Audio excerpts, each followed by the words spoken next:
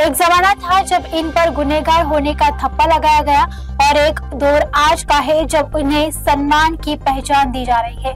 जी हाँ, हम बात कर रहे हैं भटके और विमुक्त समाज की।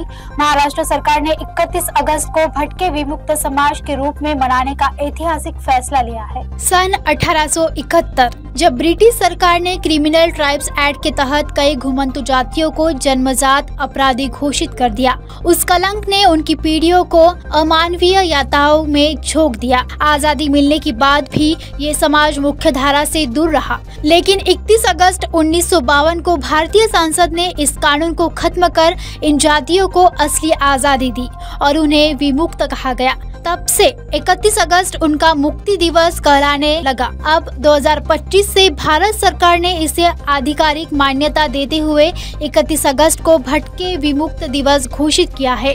राज्य भर में सांस्कृतिक कार्यक्रम, स्वास्थ्य शिविर आधार पर जाति प्रमाण पत्र जैसे सेवाएं इस दिन उपलब्ध कराई जाएगी।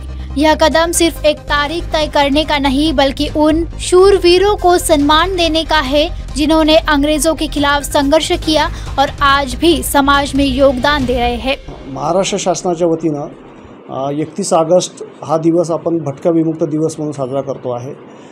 क्रिमिनल ट्राइब्स ॲक्टनुसार जे जवळजवळ 14 जाती ज्या होत्या आणि भारतामध्ये टोटल एकूण क्रिमिनल ट्राइब्स ज्या घोषित केल्या होत्या, अशा लोकांना ज्या बंदिस्त याच्यामध्ये इंग्रज सरकारच्या काळामध्ये बंदिस्त केलेलं होतं, त्या जातीला 31 ऑगस्ट 1952ला विमुक्त केलेलं गेलं होतं आणि त्या विमुक्त जातीत तो दिवस आज आपण त्या भटक्या विमुक्त दिन म्हणून आपण पाळतो आहे। या माध्यमातून शासनाच्या वतीनं त्या सर्वांना चांगलं जीवनमान जगावं, त्यांना सगळ्यांना योजनेचा लाभ मिळावा आणि योजनेचा लाभ मिळण्यासाठी जे कागदपत्र आवश्यक आहे ते सर्व कागदपत्र त्यांना एकाच प्लॅटफॉर्मवर मिळावं असं शासनाने घोषित केलं आणि म्हणूनच त्या भटक्या विमुक्त दिवस जो आहे आज आपण उद्याला आपण नागपूर प्रादेशिक लेवलवर आपण इथे साजरा करतो आहे वनामती हॉलमध्ये आणि आमचं असं आव्हान आहे सगळ्या भटक्या विमुक्त समाजाला आणि सर्वांनी या कार्यक्रमाला उपस्थित राहावं आणि याच माध्यमातून पुढे सुद्धा शासनाने यांच्या विकासासाठी शासन निर्णय जाहीर केला आहे। त्याच्यातून जवळजवळ 14 प्रमाणपत्र जे आहेत जे